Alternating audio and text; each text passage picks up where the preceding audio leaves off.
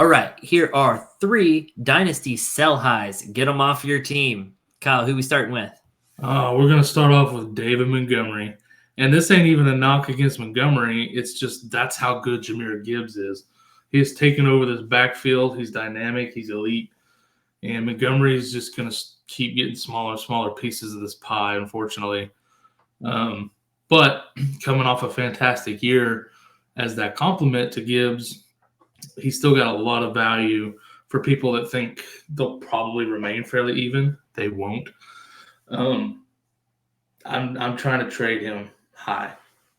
Yeah, cash in while you can. He won't get that kind of workload, and he might start with that kind of workload at the beginning of next season.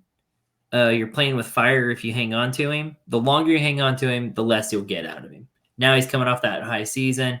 I would say get rid of him now.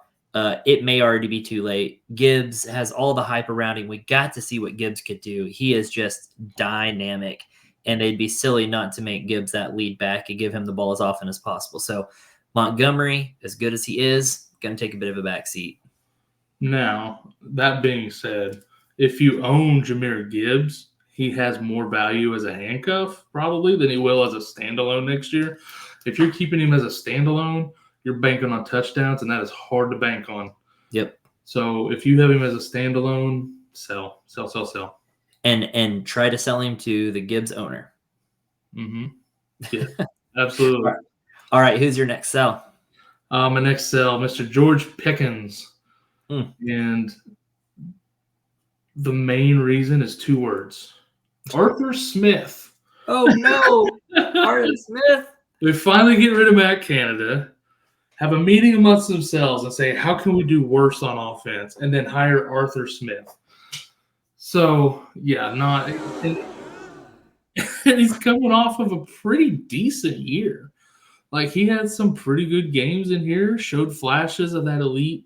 I mean, now when Deontay came back, he took that back seat to Deontay because Deontay's the number 1 guy for good reason. But take advantage of the good year he did have, the hype that is still around this kid's name because he's so young, and sell. Because as long as Arthur Smith is there, this passing game is going to be anemic. I don't care who the quarterback is. You're right. There's still a little bit of hype around his name because he's not that far out of his rookie draft, right? His fantasy rookie draft. But also what really helps is he finished the end of last season on a really big high. Not his game against Baltimore, but before that, 20 points against Seattle. Before that, the game against Cincinnati, where he had 35.5 points. So that recency bias can really play into your favor. And maybe not everyone's paying attention to who exactly Arthur Smith is. And hopefully you can find a sucker out there to take Pickens off your hands for more than he's worth, just based off of the hype alone.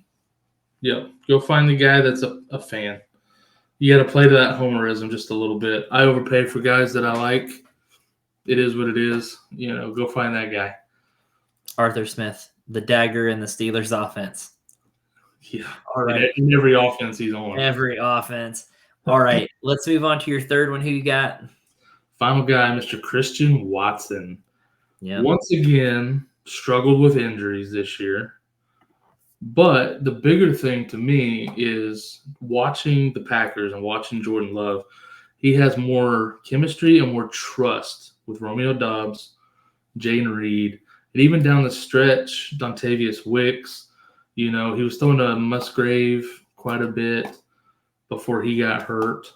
Tucker Kraft after that, saw quite a bit of play too. Christian Watson's kind of that one-trick pony, deep threat. Gets a couple of throws, here and there, but that's if he's even healthy enough to be on the field. I'm out. I would just assume sell Christian Watson, use that name value he still has, that high draft pedigree from last year. Sell him, get what you can. I would much rather have a Jayden Reed or a Romeo Doubs on my team if I'm trying to stack up with a Jordan Love at QB or something like that. Or even if I'm not, I'd rather have one of those 2 than Christian Watson on my team. Yeah, I'm avoiding this wide receiving core altogether.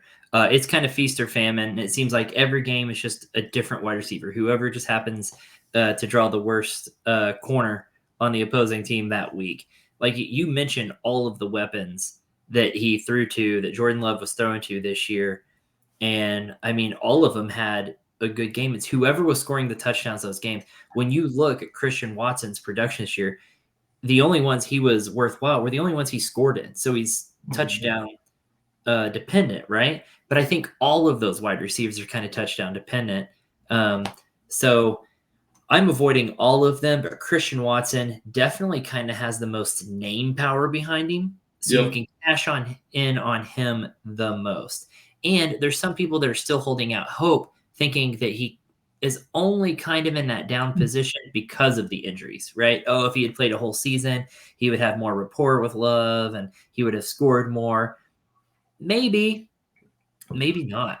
And now he's had time to build that rapport with all those other wide receivers. Yeah. And those other guys are pretty decent. And Christian Watson doesn't stand out above them. No. He's a very boomer bust type of player. Oh, yeah. I think Dontavius Wicks fills that role even better as, kind of the bigger play guy. But if I'm picking one guy off of that receiving core that I want on my team, it's Jaden Reed. I agree. He's kind of the possession, go-to, trusted target. I'm not saying Jaden Reed is Devontae Adams, but he is the same thing for Love that Adams was for Rodgers in that offense. Little safety blanket. Yeah, so if I want one of those guys, I'm wanting Jaden Reed. Not Christian Watson. Not Christian Watson.